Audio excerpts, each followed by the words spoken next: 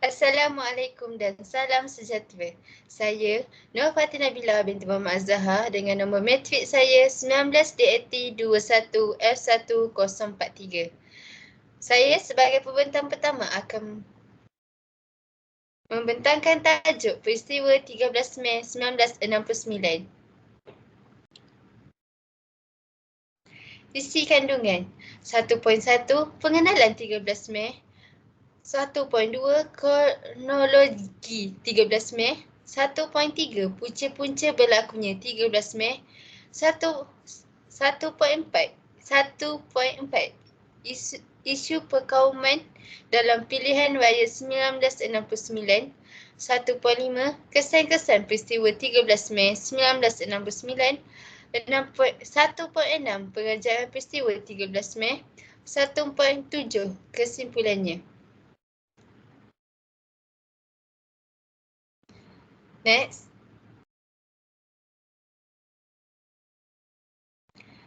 Saya akan membentangkan pengenalan peristiwa 13 Mei 1969. Pengenalan peristiwa 13 Mei 1969 merupakan satu tragedi berdarah yang banyak meninggalkan kesan terhadap politik, ekonomi dan sosial masyarakat Malaysia. Peristiwa 13 Mei sememangnya bukan suatu peristiwa yang berlaku secara tiba-tiba atau kerana sebab-sebab yang spontan, tetapi ia merupakan sesuatu rentan kepada sebab-sebab dan peristiwa yang telah berlaku sebelumnya. Kesan pendudukan Jepun di Tanah Melayu merupakan salah satu faktor yang turut menyumbang kepada peristiwa 13 Mei. Selain itu, kesan pengenalan penjajah Inggeris juga boleh dilihat sebagai punca kepada peristiwa tersebut. Amalan diskriminasi oleh Inggeris, contohnya, telah banyak merenggangkan lagi hubungan antara kaum di Tanah Melayu.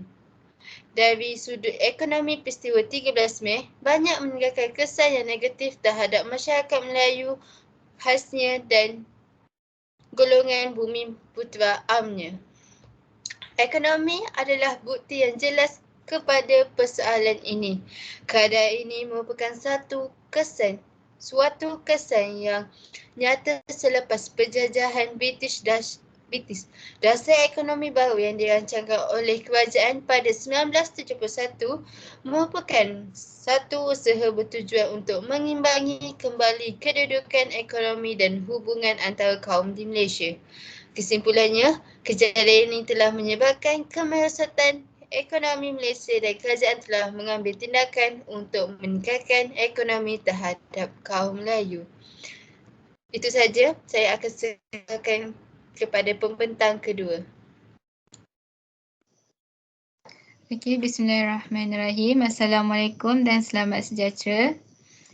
Nama saya Siti Nur Aisyah binti Sulaiman dan nombor matrik saya ialah 19DAT21F1003. Saya akan membentangkan mengenai kronologi. Selepas pilihan raya 1969, di mana parti-parti pembangkang terutama Parti Tindakan Rakyat iaitu DAP dan Gerakan Kemenangan yang memberansangkan. Walau parti perikatan masih boleh membina kerajaan, namun kemenangan mereka merosot berbanding dengan pilihan raya sebelumnya. Urutan peristiwa ini sebenarnya bermula dengan kempen pilihan raya yang kemudiannya apabila diteruskan menjadi semakin hangat sehingga perbincangan tertumpu kepada isu-isu perkauman dan peribadi individu-individu tertentu. DAP dan gerakan mengadakan perarakan secara besar-besaran pada 11 dan 12 Mei 1969.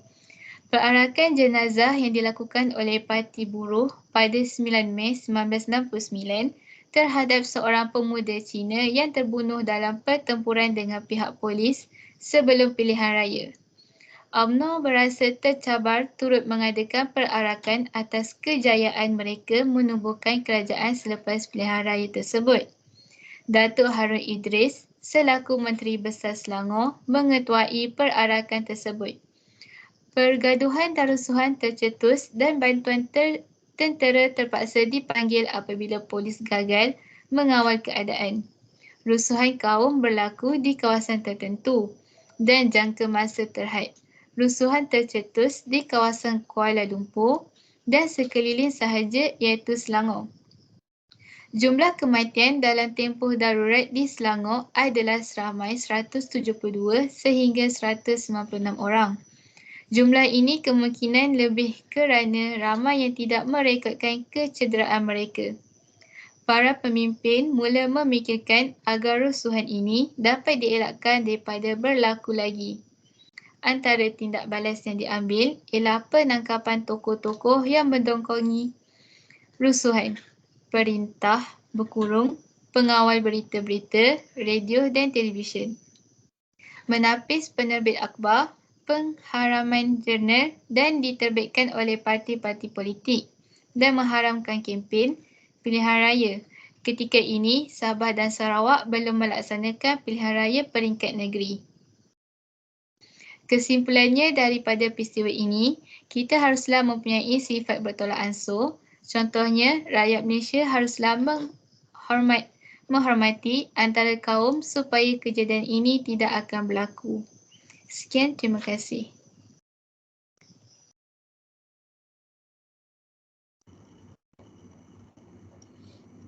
Terima kasih kepada Siti Nur Aisyah. Seterusnya, saya Nur Izzati Ifah binti Muhammad Idrin, nombor matrik 19DAT21F1039. Saya akan meneruskan pembentangan dengan bertajuk Punca-punca berlakunya 13 Mei 1969. Yang pertama, layanan berat sebelah oleh tentera Jepun. Masyarakat Tanah Melayu dilayan secara berbeza-beza. Masyarakat Cina dilayan dengan begitu teruk oleh tentera Jepun berbanding dengan orang-orang Melayu. Keadaan ini berikutan Jepun yang pernah berperang dengan Cina sebelum ini, menyebabkan perasaan saling mendendam antara satu sama lain masih segar dalam ingatan. Layanan berat sebelah ini telah menyemai perasaan permusuhan antara orang-orang Melayu Cina. Yang kedua, dasar pecah dan perintah penjajah Inggeris. Mengamalkan konsep pecah perintah, menjadikan punca wujudnya jurang antara kaum sama ada dari sudut ekonomi dan juga polarisasi kaum. Orang-orang Cina tinggal di bandar-bandar, menjalankan perniagaan dan juga di kawasan-kawasan lombong sebagai tunggul dalam ekonomi masyarakat Malaysia. Orang-orang Melayu tinggal di luar bandar sebagai petani atau nelayan kecil. Kaum India kebanyakannya pula sebagai buruh asal kerajaan dan pekerja di ladang. Kegiatan ekonomi orang-orang Melayu dan India adalah bercorak sara diri, menyebabkan kedudukan ekonomi masyarakat Bumi Putera khususnya Melayu menjadi lemah dan ketinggalan. Corak pelibatan ekonomi antara kaum dalam kegiatan ekonomi yang berbeza telah menjadikan kedudukan sosial ekonomi mereka tidak stabil.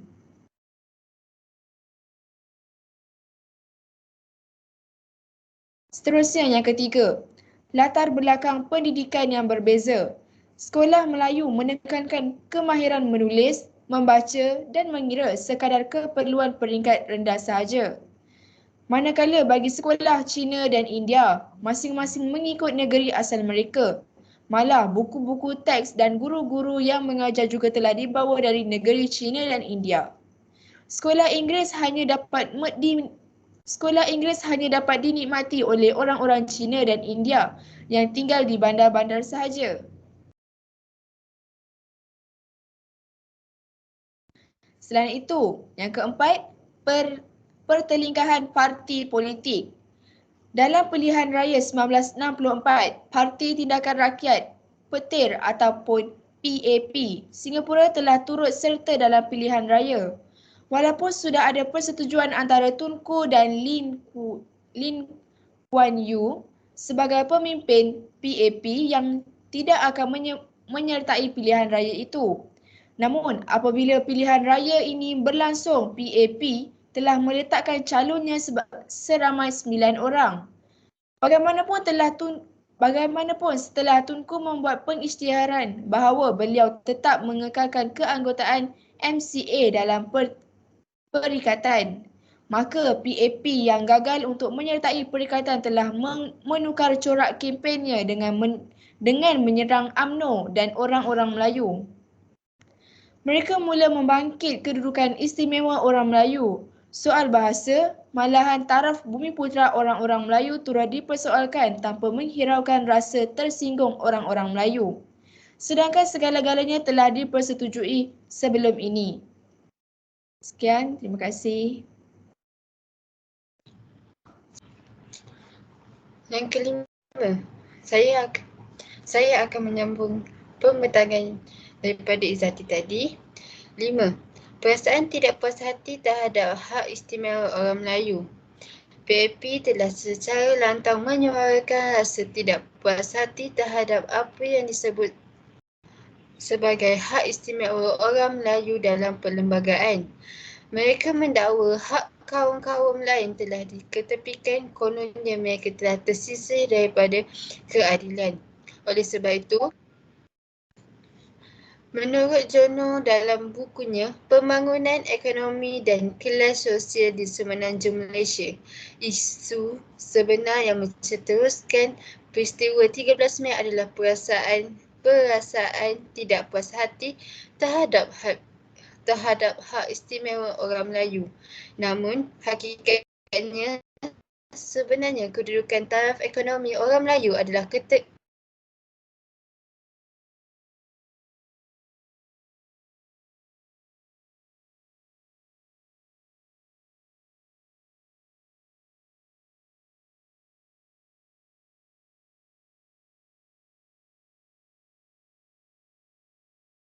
Istiharaan Kemerdekaan Tanah Melayu 1957, sebuah perlembagaan persekutuan telah dibentuk, antaranya menyatakan dengan jelas tentang kedudukan bahasa Melayu dan bahasa Inggeris adalah sebagai bahasa rasmi negara.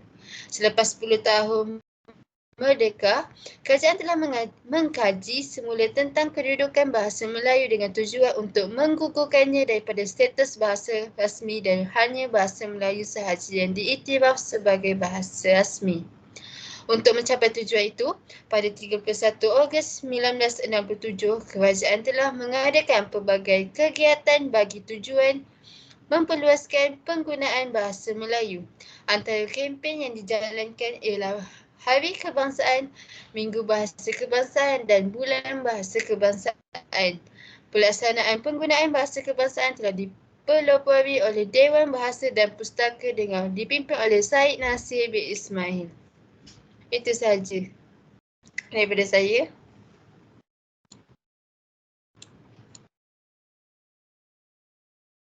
Terima kasih. Kamu okey. Terima kasih kepada pembentang sebelumnya. Nama saya Nur Fariha Dinamiti Irizal dengan nombor metrik 1921F1045 akan menyambung pembentangan dengan tajuk Isu Perkauman dalam Pilihan Raya 1969. Isu-isu perkauman yang telah menyentuh emosi dan sentimen menjadi tema utama sepanjang kempen pilihan raya yang telah menaikkan semangat kaum-kaum di Malaysia. Semasa kempen pilihan raya 1969, calon-calon pilihan raya serta ahli-ahli politik terutamanya daripada parti pembangkang telah membagikan soal-soal sensitif berkaitan dengan bahasa kebangsaan, bahasa Melayu, kedudukan istimewa orang Melayu sebagai Bumiputera dan hak kerakyatan orang bukan Melayu. Hal ini telah menimbulkan perasaan perkauman dan syakwa sangka. Parti Perikatan yang dianggotai oleh UMNO, MCA dan MIC telah mengalami kekalahan yang teruk dalam pilihan raya 1969. Jumlah kerusi yang dimenangi dalam Dewan Rakyat Parlimen telah menurun daripada 89 kerusi pada tahun 1964 kepada 66 kerusi pada tahun 1969. Parti Perikatan telah kehilangan majoriti 2/3 dalam Dewan Rakyat. Parti Gerakan Rakyat Malaysia Gerakan, Parti Tindakan Demokrasi DAP dan Parti Progresif Rakyat PPP telah menang 25 buah kerusi dalam Dewan Rakyat, manakala PAS menang 12 kerusi. Sebab terjadinya peristiwa 13 Mei 1969 adalah perarakan kemenangan pihak pembangkang. Penyokong-penyokong Parti DAP telah mengutuk dan menghina orang Melayu semasa mengadakan perarakan di jalan-jalan raya di sekitar Kuala Lumpur. Kesimpulannya, sebagai rakyat Malaysia yang bijaksana, kita haruslah memilih pemimpin yang mempunyai sifat bertanggungjawab, bukan sahaja sentiasa menyuruh sensitif kaum. Sekian, terima kasih. Assalamualaikum warahmatullahi wabarakatuh. Nama saya Sharifah Auni Bashira binti Said Zawawi dengan nombor kad mintit 19 DAT 21F1067. Saya akan menerangkan tentang kesan-kesan peristiwa 13 Mei 1969. Kesan politik zaman Inggeris ini telah menyebabkan sistem masyarakat negara ini yang asalnya sangat taat dan hidup di bawah pemerintahan Raja dan Sultan telah mengalami satu perubahan yang drastik. Kekuasaan Raja serta Sultan Melayu telah dihadkan kepada hanya menjadi lambang kepada sesebuah negeri atau negara. Kemudian, penjajah Inggeris ini telah menerapkan sistem residen di negeri-negeri Melayu bersekutu dan kemudiannya diikuti pula dengan sistem penasihat British di negeri-negeri Melayu tidak bersekutu. Dengan adanya sistem yang berbeza antara negeri, pemerintah percaya bahawa setiap negeri tidak akan bersatu untuk menentang mereka kerana tiada persefahaman. Inilah antara kesan yang telah terpendam lama dalam diri masyarakat hingga tercetusnya peristiwa hitam 13 Mei. Sistem yang diperkenalkan penjajah Inggeris ini mengurangkan kuasa pemerintahan Raja-Raja Melayu dan pembesarnya. Perkara ini telah menyebabkan satu perubahan besar dalam pentadbiran. Fungsi residen dan penasihat British yang diperkenalkan telah mengambil alih peranan yang dahulunya dimainkan oleh pembesar-pembesar Melayu, terutamanya dalam soal menasihati Sultan dan mendapatkan hasil untuk negeri melalui cukai. Kesan terhadap penjajahan Inggeris di Tanah Melayu telah mengakibatkan perubahan dalam sistem ekonomi tradisional yang telah sekian lama diamalkan di Tanah Melayu. Sistem ekonomi tradisional yang dimaksudkan adalah seperti sistem yang berasaskan sara diri, penanaman padi, penangkapan ikan dan peternakan ladang.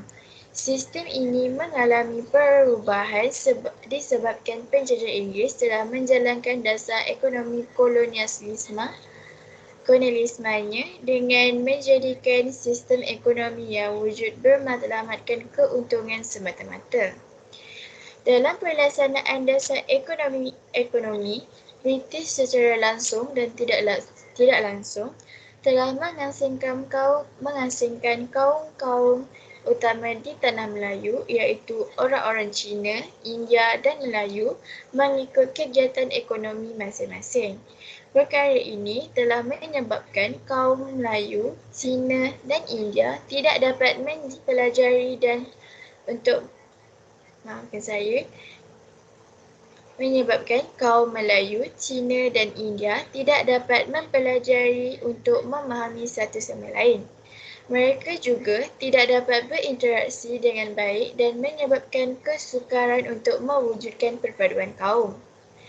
Perbezaan jurang ekonomi yang ketara akibat daripada dasar pecah dan perintah kolonial telah menimbulkan perasaan tidak puas hati sehingga mencetuskan konflik seperti 13 Mei, di mana masyarakat telah dikelaskan berdasarkan kepada pekerjaan dan penempatan menjadi faktor penghalang kepada proses integrasi kaum yang lebih baik. Pendidikan di negeri kita yang seakan-akan ikut telunjuk masing-masing dan ini tidak disukai oleh sesetengah individu. Hal ini menyebabkan banyak suara yang inginkan keadilan dan kerajaan supaya menyamaratakan sistem. Hal ini menyebabkan ramai yang tidak bersependapat dan ada di antara kalangan anak-anak mereka tidak bernasib baik mendapat pendidikan kerana masalah pertelingkahan ini. Itu sahaja daripada saya. Terima kasih. Saya meneruskan lagi pembentangan ini dengan pembentang yang seterusnya. Okey, seterusnya saya akan menerangkan dan memberitahu kepada semua mengenai pengajaran peristiwa 13 Mei 1969. Okey, pengajaran pertama, kehilangan nyawa dan harta benda.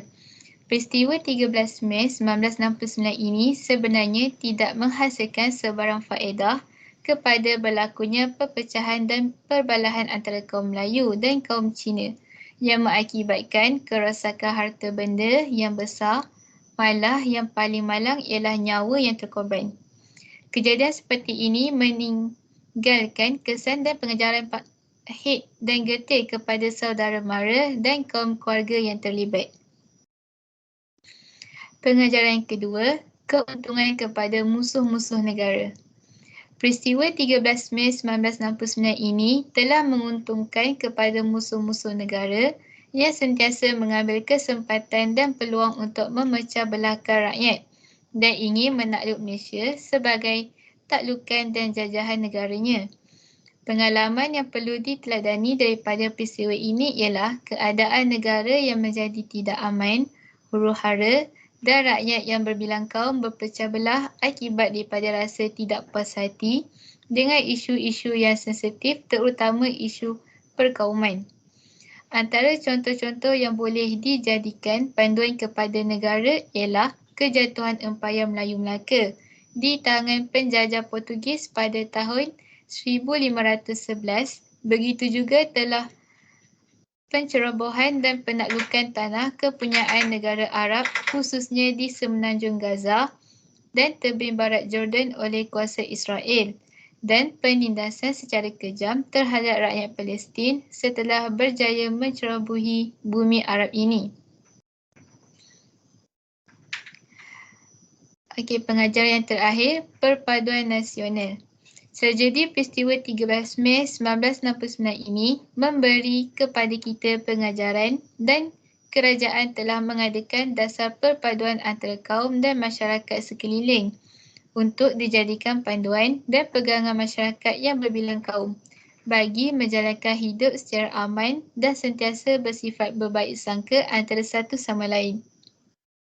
Kesedaran penting di kalangan rakyat bahawa sikap hormat menghormati, bertolak ansur, bertoleransi dan menjauhi sifat-sifat yang terkeji seperti hasad dengki, iri hati dan menanam sifat curiga di antara kaum. Dengan terdapat pelbagai jenis kaum, agama, budaya dan pegangan agama di Malaysia, maka peristiwa 13 Mei 1969 ini pasti berulang sekiranya tiada kesedaran tentang isu-isu sensitif yang timbul seperti hak kedudukan istimewa kaum Melayu yang merupakan penduduk asal bagi negara ini. Oleh itu, kaum-kaum lain yang tinggal di negara ini perlu menghormati kedudukan istimewa kaum Melayu dan mewujudkan suasana yang harmoni di kalangan masyarakat. Pendek kata, tanggungjawab perpaduan adalah tanggungjawab semua pihak. Kesimpulannya, sebagai seorang rakyat Malaysia, kita haruslah mempunyai sifat perpaduan nasional, sedia berkorban untuk negara kita dan peristiwa ini telah memberi keuntungan kepada musuh-musuh negara dan kehilangan nyawa serta harta benda kepada rakyat Malaysia. Sekian sahaja daripada saya. Terima kasih. Dan akhir sekali kesimpulan. Malaysia mempunyai masyarakat berbagai kaum dan berbilang bangsa. Oleh itu, sebagai masyarakat yang bersatu padu, kita haruslah saling menghormati sesama kaum dan tidak kira Melayu, Cina atau India. Sikap saling hormat menghormati amat penting kerana ia dapat melahirkan masyarakat yang majmuk dan saling bantu-membantu. Sekaligus dapat bersatu padu membangunkan negara. Kita tidak patut mencontohi budaya barat yang menanam sifat memilih kasih antara kaum. Mereka mengutamakan orang berkulit putih manakala orang berkulit gelap disisihkan. Perkara ini akan menyebabkan perselisihan antara kaum dan boleh mengakibatkan pergaduhan. Jika ini berlaku di negara kita, tragedi Pedawar yang pernah berlaku pada tahun 1969 akan berulang. Kesimpulannya, kita haruslah mengelakkan tragedi ini berlaku kembali. Negara akan menjadi kucar kacir jika bergaduh sesama kaum. Oleh itu, kita haruslah bersama-sama menjaga hubungan baik sesama bangsa untuk mengekalkan keharmonian pada generasi akan datang. Itu sahaja daripada kumpulan kami. Terima kasih.